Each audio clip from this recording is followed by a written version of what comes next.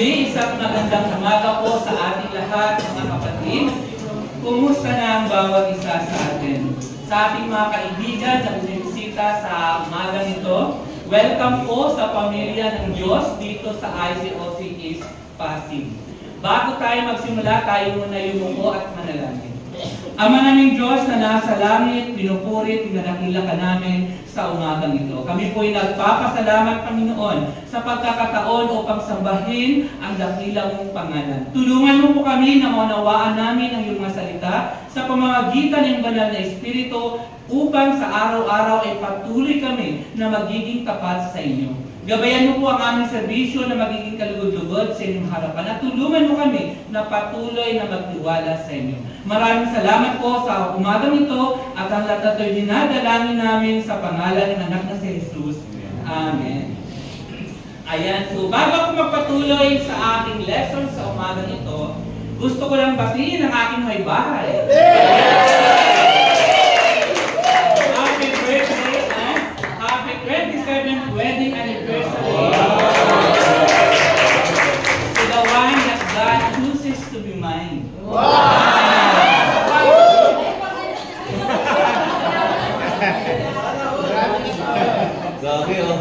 Ayan. So, okay. So, sa ating pagpapatuloy sa ating mensahe sa umaga nito, sa pagpapatuloy natin sa ating series na Heaven Meets the Earth, ibabahagi ko po sa umagang ito ang isang aralin mula sa aklat ng Isaias na pinamagatan kong ang liwanag sa gitna ng kadiliman. Ang aklat ng Isaias ay isang tradisyonal na inuugnay sa propeta Isaias na pinaniniwalaang may akda sa karamihan ng nilalaman ng aklat na ito. Si Isaias ay isang propeta sa kaharian ng Juda at nabubuhay noong ika-8 siglo sa ilalim ng pamumuno ng mga haring Uzias, Jotham, Ahaz, at Hezekias. Ang pangalan ng Isaias ay nangangahulugang si Yahweh ay kaligtasan. At ang kanyang mga isinulat ay naglalaman ng ilan sa mga pinakamahalagang propesiya tungkol sa pagdating ng Mesiyas. Ang aklat ay sumasaklaw sa mahabang panahon, simula sa mga taong 740 BC, nung panahon ng tinawag si Isaias bilang propeta, hanggang sa panahon na sila ay ma-exile sa Babylonia, hanggang sa pagbabalik nila mula sa kanilang pagkaka-exile. Ang pangunahing tagapangkinig ng aklat ni Isaias ay ang mga tao sa Juda. Si Isaias ay nanghula sa timog na kaharian at nanawagan sa mga tao na magsisi at nagbigay ng babala na sa kanilang kahihinatnan, o maaaring kahihinatnan, kung patuloy sila sa kanilang pagre-rebelde sa Diyos. Ito ay nilaan para sa mga tao sa Juda at sa mga Israelitang nasa exile na naglalaman ng mga mensahe ng paghukom, pagsisisi, pag-asa at pangako ng pagdating ng Mesiyas. Kaya ito ay isa sa pinaka-impluwensyang aklat ng propesiya sa parehong Judaismo at Kristyanismo. So, umaga nito ay tatalakayin ko ang kabanata 9 ng Isaias. Ang Isaias kabanata 9 ay isa sa pinakamahalagang propesiya sa Lumang Tipan. Ito ay tuwirang nagsasabi tungkol sa darating na pag-asa sa isang madilim na mundo. Isang pag-asa na natupad kay Jesucristo. Suriin natin ang kabanatang ito at tingnan natin kung paano nauugnay ang mensaheng ito sa atin ngayon bilang mga Kristiyano at tagapagsunod ni Kristo. Ang Isaias kabanata 9 ay nagbibigay sa atin ng isang sulya sa plano ng pagtubos ng Diyos sa pamamagitan ng isang Mesiyas at nagpapaalala sa atin na kahit man tayo ay dumaan sa pinakamadilim na bahagi ng ating buhay, ay patuloy ang liwanag ng Diyos ay laging nagniningning sa atin. Basahin natin at buksan natin ang ating mga aklat o ating Biblia sa Isaiah Kapitulo 9, sa versikulo 2, 6 at 7. Sabi sa versikulo 2, Nakakita ng isang maningning na liwanag ang bayang matagal nang lumalakad sa kadiliman. Sumikat na ang liwanag sa mga taong naninirahan sa lupaing balot ng dilim. Sa versikulo 6 at 7 sinasabi dito, sapagkat isinilang ang isang sanggol na lalaki para sa atin. Ibibigay sa kanya ang pamamahala at siya'y tatawaging kahangahangang tagapayo, makapangyarihang Diyos, walang hanggang Ama at prinsipe ng kapayapaan. Bagiging malawak ang kanyang kapangyarihan at walang katapusang kapayapaan ang ipagkakaloob sa trono ni David at sa kanyang kaharian. Itatatag niya ito at pamamahalaan na may katarungan at katuwiran mula ngayon at magpakailanman. Isa sa gawa ito ni Yahweh na makapangyarihan sa lahat. Ang unang punto na nais kong ibahagi sa umagang ito ay ang maningning na liwanag. Ayon sa Isaiah Kapitulo 9, versikulo 2 na sinasabi, nakakita ng isang maningning na liwanag ang bayang matagal nang lumalakad sa kadiliman. Sumikat ng liwanag sa mga taong naninirahan sa lupaing balot ng dilim. Ang talinghaga ng liwanag na sumisikat sa gitna ng kadiliman sa talatang ito ay sumasalamin sa malubhang kalagayan nung panahong iyon, kung saan ang mga tao sa Juda ay inaapi, natatakot, at nahaharap sa dominasyon ng mga Assyrians. Na wala silang katiyakan sa kanilang kinabukasan o sa kanilang hinaharap. Ang pag-asa ng isang hinaharap na pinuno ay itinuturing na banal na interbensyon upang magdala ng kaligtasan mula sa kanilang kasalukuyang krisis. Ipinakikita sa talatang ito ang awa ng Diyos sa kanilang kasalukuyang kinahaharap at ang kaligtasan at hangarin ng Diyos na iligtas ang sangkatauhan. Ang liwanag ay sumisigasig o sumasagisag sa pakikialam ng Diyos sa kawalang pag-asa ng sangkatauhan. Ang kadiliman dito sa talatang ito ay kumakatawan sa kasalanan, pang-aapi, at ang kawalang pag-asa ng mga taong malayo sa Diyos. Inihahayag ni Isaias na ang liwanag ng Diyos, si Jesus, ang babasag sa kadilimang ito at nag-aalok ng bagong simula. Sinabi nga ni Jesus sa Juan Kapitulo 8, versikulo 12, sabi dito, sinabi niya, ako ang ilaw ng sanlibutan. Ang sumusunod sa akin ay magkakaroon ng ilaw sa kanyang buhay at di na lalakad sa kadiliman. Ang Isaiah Kapitulo 9, versikulo 2 ay tuwirang tumutukoy kay Jesus na magdadala ng liwanag, katotohanan at pag-asa sa lahat ng mga bansa.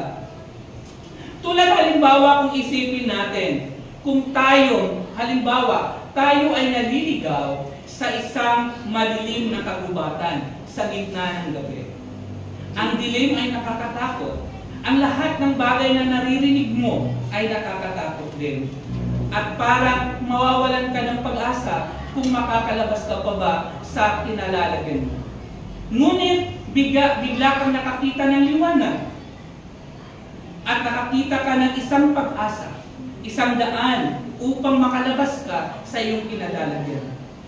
Nagbibigay ito ng kapanatagan at gabay na meron kang pag-asa na makaalis ka sa iyong kinalalagyan. Ito ang pag-asang inaalok ni Isaias sa mga taong nasa espiritual na kadiliman sa panahon niya. Tayo bilang isang Kristiyano, lahat tayo ay dumaranas ng mga sandali ng kadiliman ng ating buhay. Maging ito man ay dahil sa personal na mga pakikibakan natin, pagdududa, o takot sa ating kinahaharap. Ngunit ipinapaalala sa atin ng propesiyang ito na ang liwanag ng Diyos, si Jesus, ay dumating na sa ating mundo at sa ating buhay. Ngayon, kapag tayo ay nakakaramdam ng labis na bigat o kawalan ng pag-asa, dapat nating alalahanin na hindi tayo nag-iisa. Ang liwanag ni Jesus ay laging nagniningning. Gumagabay sa atin patungo sa kaligtasan at kaaliwan. Pangalawang punto na nais kong ibahagi ay ang katangian ng pangakong tagapagligtas. Ayon sa Isaiah Kapitulo 9, versikulo 6, sabi diyan, sapagkat isinilang ang isang sanggol na lalaki para sa atin. Ibibigay sa kanya ang pamamahala at siya ay tatawaging kahangahangang ama, prinsipe ng kapayapaan. Ang apat na titulo na ibinigay ni Isaiah para sa isang Mesiyas ay tunay na nakakahanga. Isang kamanghamanghang tagapayo, makapangyarihang Diyos, walang hanggang ama, at prinsipe ng kapayapaan. Lahat ng ito ay nagbibigay ng kumpletong larawan sa pagkakakilanlan ni Jesus. Sa buhay ni Jesus, makikita natin na bilang makapangyarihang Diyos, binibigyang diin ni Jesus ang kanyang pagiging Diyos at makapangyarihan. Si Jesus ay hindi lamang isang guro, hindi lamang isang propeta, kundi isang Diyos mismo na naninirahan sa piling natin. Sabi nga ni Isaiah, siya ay walang hanggang ama dahil si Jesus ay nagpapakita o nagpapahayag ng kanyang walang hanggang pag-alaga at malasakit sa atin at itinuturing na tayo mga mahal na anak. Prinsipe ng kapayapaan, nagsasaad ng pagkakasundo o nagbibigay diin ito ng pagkakasundo natin sa Ama. Sa pagitan ni Jesus, nagkaroon tayo ng pagkakataon na muling ma-reconcile ang relasyon natin sa Diyos. At ang prinsipe ng kapayapaan ay nagsasaad ng pagkakasundong dala ni Jesus sa atin at sa bawat isa sa atin. Ang mga talatang ito ay binibigyang diin ni Isaiah bilang kaligtasan ni Jesus dahil ito ay mahalaga para sa ating kaligtasan. Tanging ang Diyos lamang na nagkatawang tao ang makatutubo sa atin mula sa kasalanan. Katulad halimbawa, kung iisipin natin, ang iba't ibang papel o role ng isang tao sa loob ng ating pamilya. Ito yung ating ama, di ba? Ang isang ama ay maaari ring maging tagapayo, maaari maging kaibigan, maaari maging tagapagtanggol at gabay sa ating mga anak. Bawat role ay may natatanging responsibilidad at nagpapakita ng iba't ibang aspeto ng kanyang pagmamahal. Katulad nito, inilalarawan ni Isaiah ang Messiah gamit ang iba't ibang titulo na nagpapahayag sa kanyang karakter at misyon dito sa lupa. Sa ating pang-araw-araw na buhay, mga kapatid, kailangan natin si Jesus sa lahat ng bagay, sa lahat ng pagkakataon sa ating buhay. Kapag tayo ay nangangailangan ng gabay sa ating buhay, maaari natin siyang tingnan. Dahil si Jesus, ang sinasabi nga ni Isaiah, na kamanghamanghang tagapayo, na maaari tayong makakuha ng mga bagay na dapat natin gawin bilang isang Kristiyano. Kapag tayo nakakaramdam ng kahinaan o kawalang lakas, maaari natin tingnan si Jesus bilang makapangyarihang Diyos na maaari makapagbigay sa atin ng lakas at inspirasyon para sa ating buhay. Kapag tayo ay nalulungkot, upang iramdam natin, tayo ay nag-iisa. Isipin natin si Jesus bilang walang hanggang Ama na kahit kailan hindi tayo iiwanan. At kapag nakaranas tayo ng anumang hindi pagkakaunawaan sa bawat isa sa atin, tingnan natin si Jesus bilang prinsipe ng kapayapaan na siyang nagbibigay sa atin upang makikipagkasundo sa bawat gusot na meron tayo. Kaya pinakikita sa atin ni Isaiah kung gaano si Jesus magbibigay sa atin ng kalayaan mula sa madilim na buhay na meron tayo. Pangatlo na nais kong ibahagi ay ang konsepto ng kaharian ng Diyos. Sabi sa Isaiah chapter 9 verse 7, magiging malawak ang kanyang kapangyarihan at walang katapusang kapayapaan ang ipagkakaloob sa trono ni David at sa kanyang kaharian. Itatatag niya ito at pamamahalaan na may katarungan at katwiran, mula ngayon at magpakailanman. Isasagawa ito ni Yahweh na makapangyarihan sa lahat. Dito sa mga talatang ito, inilalarawan si Jesus bilang matuwid na pinuno na maghahari magpakailanman sa trono ni David. Hindi tulad ng mga namamahala sa ating pamahalaan o sa ating bayan o sa buong mundo, na madalas ang ating mga namumuno ay nabibigo at nahuhulog sa katiwalian. Ngunit ang pamahalaan ng Mesiyas na nilalarawan ni Isaias ay magdadala ng walang hanggang kapayapaan at katarungan. Ito ay tumutukoy sa konsepto ng kaharian ng Diyos na sinimulan ni Jesus sa kanyang unang pagdating at dadalhin sa ganap na katuparan sa kanyang ikalawang pagdating. Ang kanyang kaharian ay kumikilos sa ating kalagitnaan kung saan ang katarungan at kapayapaan at ang pag-ibig ay nakakaya.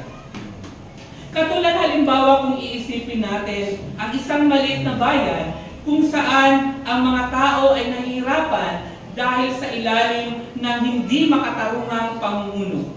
Laganap ang katiwalaan at takot ang nararamdaman ng bawat mamamayan. Ngunit, nakakita sila ng isang tao na napili bilang isang pinuno, na kilala nila na kilala nila sa kanyang pagiging makatarungan, matalino, at may malasakit sa kapakanan ng mga tao. At makikita natin na magkaroon sila ng pag-asa para sa kanilang buhay. Sa paglipas ng panahon, maaring umunlad ang kanilang bayan, maibalik ang hustisya at matutugunan ang pangangailangan ng mga mahihirap. At nabubuhay ang lahat ng may payapa dahil alam nila ng kanilang pinuno ay may malasakit sa kanilang kapakanan. Tulad ng pagbabagong naganap ng ating halimbawa sa isang mahusay na pamumuno, ang Isaiah, Kabanata 9, versikulo 7 ay nagsasabi tungkol sa isang hinaharap na pinuno, ang Mesiyas, na naghahari o mamumuno sa atin na may perpektong hustisya at walang hanggang kapayapaan. Hindi tulad ng mga pinuno ng sanlibutan, ang kaharian ng Mesiyas ay walang hanggan at ang kanyang pamamahala ay laging puno ng katwiran. Ang hamon sa atin, mga kapatid, pabilang isang Kristiyano, tayo ay dapat mamumuhay bilang mga mamamayan ng banal na kaharian ito. Tayo ay tinawag ng Diyos na magiging tagapagtaguyod ng katarungan, kapayapaan at pag-ibig. Ang ating pag-asa ay hindi nakasalalay sa pansamantalang istruktura ng mundong ito, kundi sa walang hanggang kaharian na ipinangako ng Diyos sa atin. Maipapakita natin ang mga halaga ng kanyang kaharian sa pamamagitan ng mga gawa ng kabutihan, katarungan at sa pagtindig para sa kung ano ang tama kahit man hindi tayo makikilala. Sa pagtatapos mga kapatid, ang Isaiah Kabanata 9 ay isang makapangyarihang kabanata na tumutukoy sa pagdating ni Jesucristo, ang ipinangakong Mesiyas. Ito'y tumutukoy sa mga taong nasa kadiliman. Inaalok sa kanila ang liwanag at pag-asa sa pamamagitan ng isang tagapagligtas na magiging pag-asa para sa kanilang pangangailangan. Isang kamanghamanghang tagapayo, makapangyarihang Diyos, walang hanggang Ama at prinsipe ng kapayapaan. Ipinapaalala nito sa atin ng paghahari ni Jesus ay isang paghahari ng kapayapaan at katwiran na hindi magwawakas kailanman. Kaya habang pinagninilayan natin ang propesiyang ito ni Isaiah, alalahanin natin na si Jesus ang katuparan ng propesiya at pangako ng Diyos. Anyayahan natin ang kanyang liwanag sa ating mga buhay, lalo na sa pagkakataon na kakaramdam tayo ng kadiliman. Yakapin natin ang kanyang iba't ibang role sa buhay natin bilang tagapayo, bilang makapangyarihang Diyos, walang hanggang Ama, at tagapagdala ng kapayapaan.